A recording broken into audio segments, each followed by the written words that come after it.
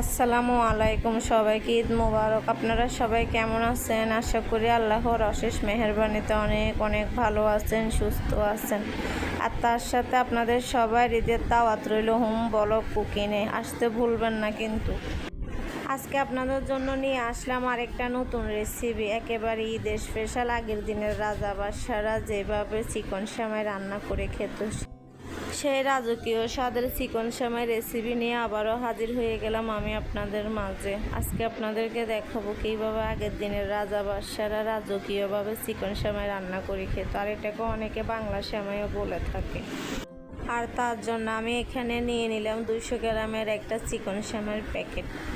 সেমাইগুলো আগে প্যাকেটে রেখে আমি ছোট ছোট করে ভেঙে নিয়েছি, আবার একবারে বেশি ছোট করে নেই, কারণ যেহেতু এগুলো ঘিতে ভাজা হবে, রান্না করতে গেলে নাড়াচাড়া এগুলো এমনিতেই ছোট হয়ে যাবে, তাই শুরু থেকে অতটা ছোট করে নিই। আপনারা দেখে বুঝতে পারতেছেন 3 থেকে 2.5 ইঞ্চির মতো করে আমি ছোট ছোট করে ভেঙেছি, কারণ এগুলো নাড়াচাড়া করতে করতে আরও ভেঙে একদম গুঁড়ো হয়ে যাবে।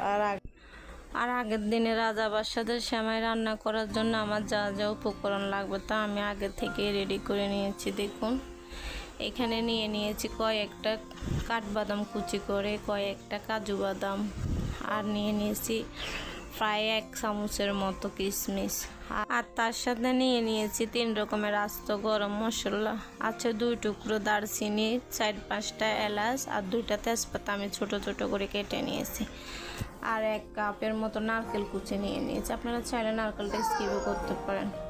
আপনারা চাইলে এখানে আপনাদের পছন্দ মতো অন্য যে কোনো বাদাম অ্যাড করতে পারেন। এবার চুলায় একটা ফ্যান বসিয়ে দিয়েছি, আর ফ্যানের মধ্যে 1 চামচ ঘি দিয়ে দিয়েছি।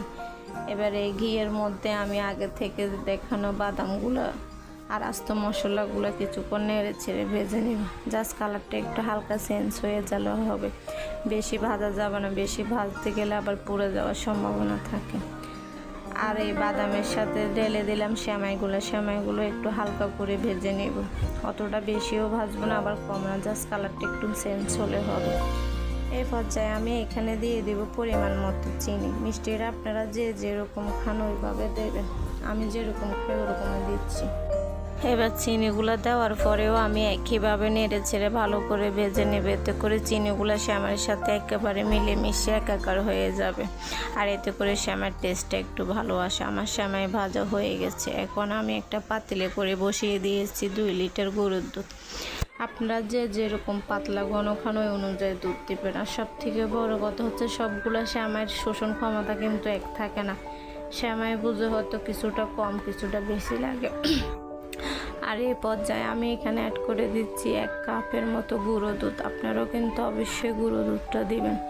আর গুঁড়ো দুধটা যদি দিতে না চান তাহলে কি করবেন, 3 লিটার দুধ নিয়ে ওটা ভালো করে জাল করে 2 লিটারের পরিমাণ করতে হবে, তাহলে আপনার আর গুঁড়ো দুধটা ইউজ করতে হয় না, সমান সমান হয়ে যাবে।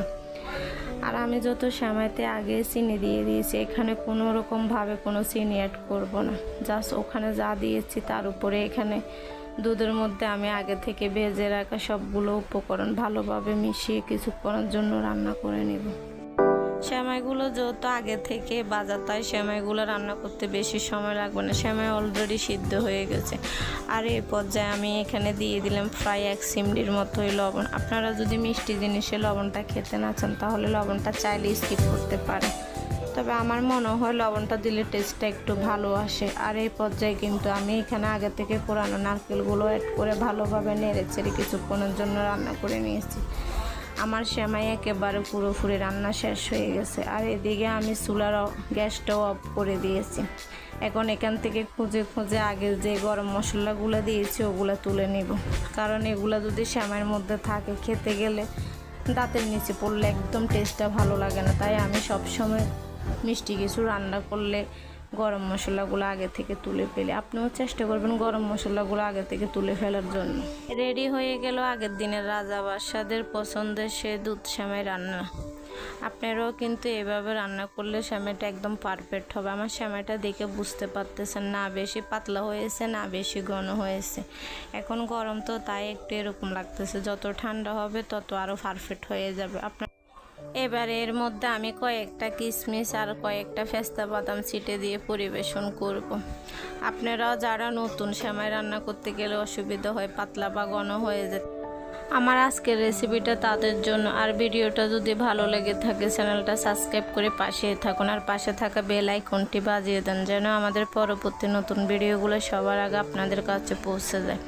আর ভিডিওটা কেমন হলো কমেন্ট করে জানাবেন, ভালো লাগলেও কমেন্ট করে জানাবেন, খারাপ হলেও কমেন্ট করে জানাবেন। ভিডিওটা ভালো লাগলে একটা লাইক কমেন্ট শেয়ার করতে ভুলবেন না। আজকের জন্য এইটুকুই, দেখা হবে পরবর্তী কোনো নতুন রেসিপি নিয়ে। ততক্ষণ সবাই অনেক অনেক ভালো থাকেন, সুস্থ থাকেন, সবাই সবার জন্য দোয়া করবেন। আল্লাহ হাফেজ, আসসালামু আলাইকুম, ঈদ মোবারক।